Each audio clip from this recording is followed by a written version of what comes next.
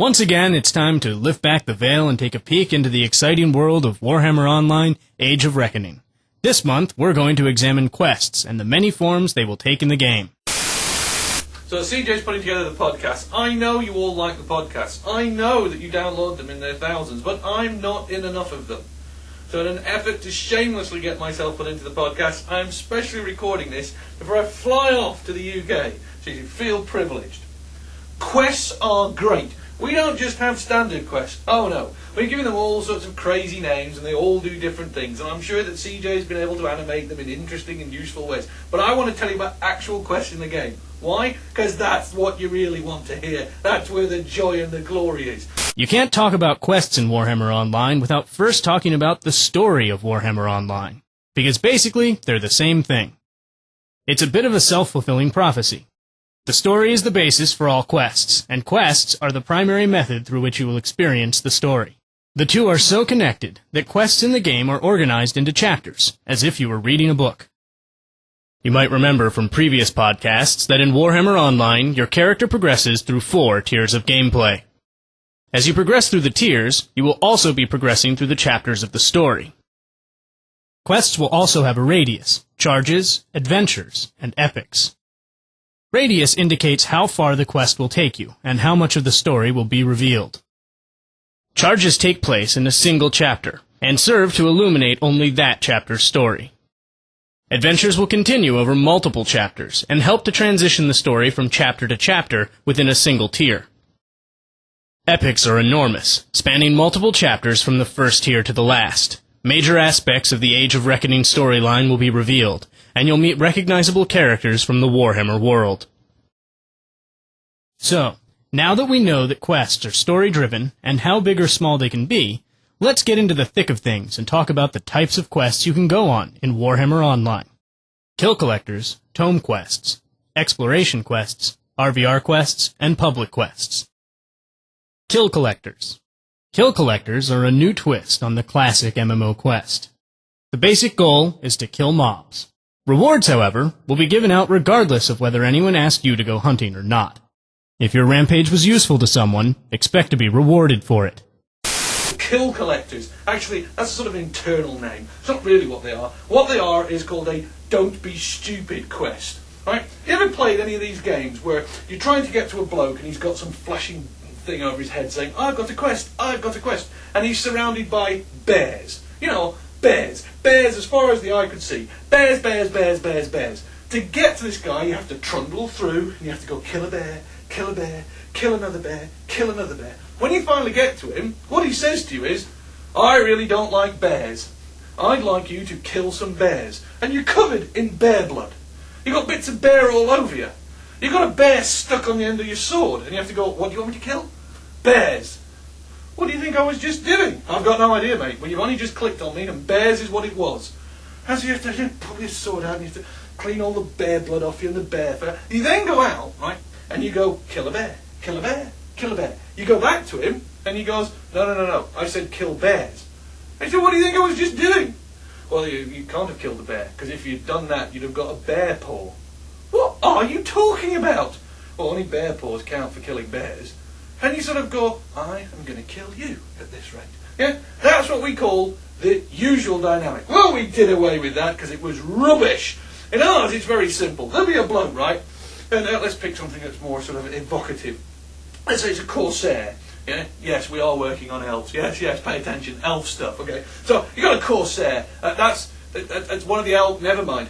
Corsair, right? And he's standing there, you know, being all sort of like evil and spiky and, you know, enjoying himself. And you're wandering around, you think, I'm just going to go and talk to that Corsair. When you do, you get jumped by Shadow Warriors. Bloody Shadow Warriors. So, you put him to a sword, hop in there, la-di-da heads off, having a pretty good time. When you get to him, lo and behold, the Corsair goes, I can't stand Shadow Warriors, and I see that you have killed 5 of them. Here's a reward. There's no bear paw, there's no Shadow Warrior paw. There's no triggering it to say, now you should kill Shadow Warriors. What the Corsair wants you to do is slaughter Shadow Warriors. And as long as you've been doing that, he gives you the rewards. And the reason that that's done is because the game's really clever. And it knows if you've killed Shadow Warriors. So it doesn't need to be told, activate the now you must kill Shadow Warrior thing. It's quite clever off server, and it can go, yeah, it's a fair cop. He wanted 5 of those dead, he killed 5 of them, give him his reward. So we have them sprinkled all over the land. So if you're wandering along and you see a lot of monsters and you're not too sure if you should bother harvesting them, remember, somebody somewhere wants them dangling on chains. Somebody somewhere wants to know that they've been put into the ground. And no, you don't have to keep collecting bear paws. After all, it would be stupid to keep getting a bear paw every time you killed a troll. I mean, that's just dumb. So, Kill Collect quests, they're fantastic. Tome quests. Tome quests refer to a special quest you actually receive from the Tome of Knowledge, your in-game information resource. We can't go into a lot of details here yet, but rest assured that Tome quests are one more reason we think the Tome of Knowledge is one of the more revolutionary aspects of Warhammer Online. Exploration quests. Exploration quests are random, special quests specifically designed to reward exploration. No NPC will guide you to an exploration quest. You can only stumble upon them. They offer instant rewards for little effort and help to enrich the story. We also have these other ones, another internal name. We call them Christmas quests, exploration quests, wonder quests, Easter egg quests. Basically, they're ooh, cool. That's basically what they are. Bits of ooh, cool. Sort of things that will be in guidebooks, and they will mercilessly take away all the joy that we put into it, but really you should just discover them. I'll give you an example. What do you know? It happens through from the elves again. Another dark elf one. Not that I'm against the high elves. Alright, I am against the high elves, but look, listen, trust me, the dark elves are great. So in this one, you're wandering along, minding your own business, doing the quest. You know, plotting the downfall of the high elves, making sure you betray everyone, looking after the whole reason why chaos needs to be looked after, and the orcs have got to be fed simplistic tactics so that they'll beat things up for you. Plotting how Malekith can take over everything. You know, the basic stuff dark elves do. You're wandering along, minding your own business, and you come across a dark elf on the ground, wounded, dying. He's got a sword stuck all the way through him. He's in no condition to move. He's bleeding like a stuck high elf. What you gonna do? Well, you can bother interacting with him if you want. What's the bloody point? Instead, you take his sword, pick it up, and go, thanks very much. You kept that nice and warm. You get a free sword, he dies. There you go. Moment of cool, lummy. I quite like that. Our game riddled with them. You find them absolutely everywhere. What are they there for? They're there for the people who bother to give a damn. They're there for the people who don't just go to websites and say, tell me how to get to level 50 as fast as possible. They're there for people who bother to understand the story, wander and explore.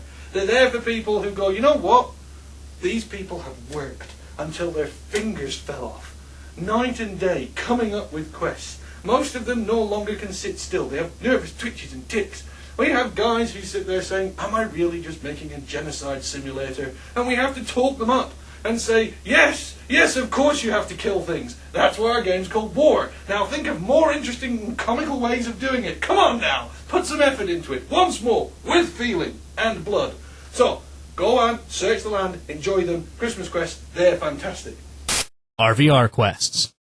RVR quests require your character to travel into the contested RVR areas of Warhammer Online. These quests will prove especially challenging as they ask you to rack up kills against live players. We also have RVR quests. Now, these are quests that you do in the RVR area, and they mutate a bit like the chaos that is surrounding the entire game and permeates the exact vision of where we're going. No. They're mutated. We weren't too sure what to do with them. We were trying to find a way to fit them in to the RVR system. I mean, after all, you don't want to go to an RVR area and then go, actually, I need to pick flowers. Or maybe I need to go and kill bears. Now what you want to do is do something that's RVR-centric. So an example of an RVR quest is going into one of the areas, and say you're on the side of chaos, and then you've got to go and pick up limbs from the dead, and hack people down, and get all of the bits and pieces, take them over to a portal and start throwing them in, and helping to summon demons, and helping to get buffs and energy flying down to make your team win while you're in RVR. By bothering to pillage, take, and destroy bits of your opponents, you actually help yourself and your teammates totally dominate the world. That's got to be a good thing. One of the quest types we're most excited about is the public quest. Like other quests, public quests are organized into chapters, but they are centered around encounter areas and not assigned to you by a specific NPC. As you enter such an area, the game informs you of the public quest going on and what you can do to help out. Once those goals are completed, it's not over. Public quests are constantly evolving. Completing one stage of the quest will lead to another stage, and another, and so on. It all leads to some final climax, usually taking the form of a boss monster you must help defeat. And with victory come the spoils. In addition to the normal game experience your character will receive for participating, joining a public quest will offer 2 additional gains: contribution and influence. Let's look at contribution first. Every character still participating in the public quest when the final stage is completed will earn an additional reward based upon how much contribution they have built up. In other words, loot. If you can't see the public quest through to its conclusion, however, you're not left high and dry. This is where influence comes in. Every chapter has an NPC that acts as a hub for public quests. As you participate in public quests, you gain influence with that NPC hub. That NPC hub will distribute rewards based upon how much influence you have built up. The more influence, the better your reward options will be. Each hub will distribute rewards based on your influence in their own chapter. So, as you can see, your character will be rewarded over and over as you move on. So, these things we call public quests, or as I call them, not having to wait around for people to raid with quests. Things that are full of joy and energy. I'm going to tell you about 2 of them, 2 very particular ones, mostly because we'll be shopping the game around, taking it to shows, and these are the public quests you're actually going to get to see. So whilst I'll explain it to you in that sort of hyperbole style, then when you actually get to see the game, you'll realise that I wasn't lying. And then in fact, it is truly joyous. So there are 2 great public quests at the start of the Greenskins and the start of the Dwarves. We'll do the Greenskins first, mostly because I like them. The thing about the Greenskins, right, is their area starts this enormous lock. It's a big gate with water behind it. And it's got dwarves, and you know what orcs are like. They want to fight, they want to fight, they want to fight, they want to fight. So they're desperate to fight the dwarves. The dwarves, on the other hand, realise that if they go out there, they could be in a bit of trouble. And they need to make sure that they're defended and they're looked after. So what the orcs are going to figure out is how to get the dwarves out. And the problem is that the dwarves are behind these enormous stone gates. You know, dwarven craftsmanship, last forever, can't possibly be opened. It really irritates the orcs, so they headbutted them for a while, they scratched at them for a while, they farted at them for a while, nothing worked. And then this big giant turned up. And the great thing about giants in Warhammer is actually they'll fight for anyone as long as you get them drunk. I mean, that's basically a giant, huge, lumbering drunkard.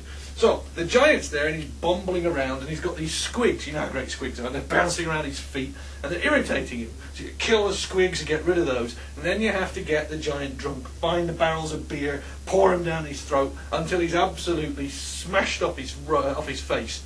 Then you get hold of one of these big bombs, one of the big naval bombs that the dwarves have built. You know, those big sea mines that they have. And the idea is they get the giant to pick up the bomb and sort of roll the bomb towards the gates. The trouble is, the orcs can't really explain to the giant what the bomb is, and the giant's so drunk by this stage, he's got no idea what he wants him to do. So you can imagine, these orcs are there going, "Come on now, big lad, pick up the big bomby thing, the big round stuff what go boom."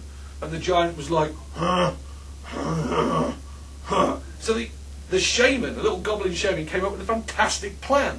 He got together with a little squig herder, and they go over to the big mine, and they paint it as though it's a great big squig. And so it's this big orange squig with teeth and eyes, and it's sort of sitting there. Then when they get the giant really drunk, they go, "Oi, big lad, pick up the big squig."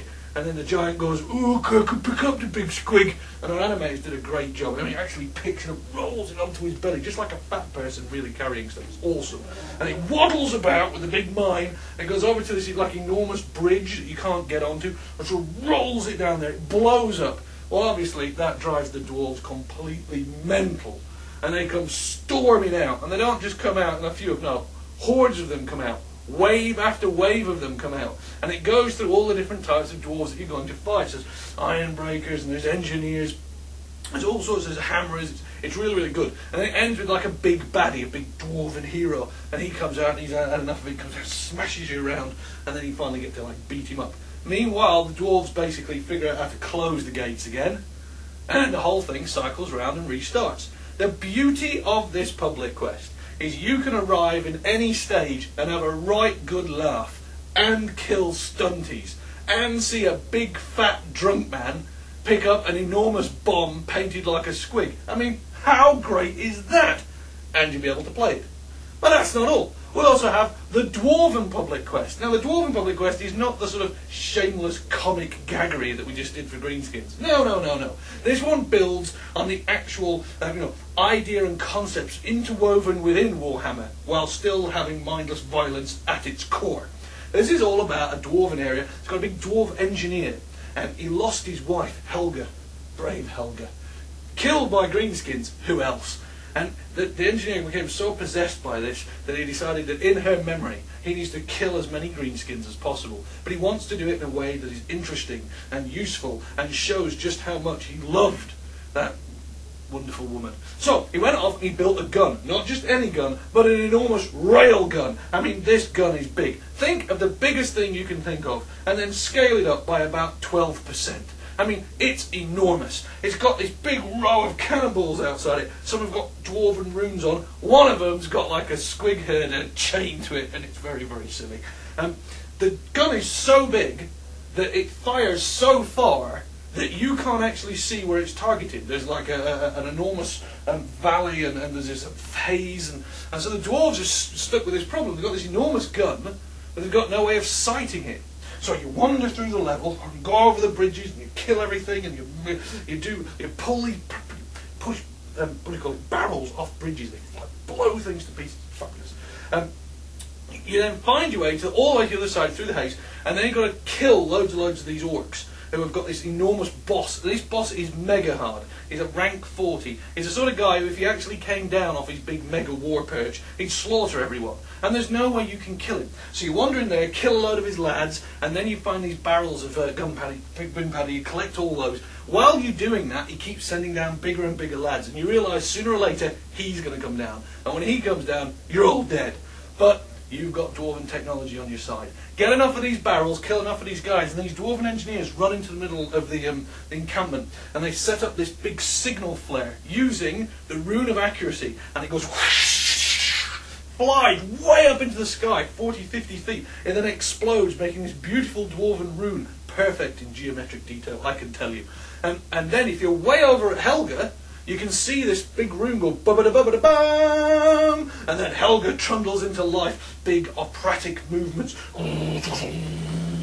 It's great. You should actually stay and watch Helga fire. She's marvellous. And then there's this guy called Crossmire. He did all the special effects for Helga. She rocks. And then way over where the rune went up, you hear this whistling. It's sort of like World War II doodlebug thing. You sort of hear this, and then it hits, and an entire mountainside collapses.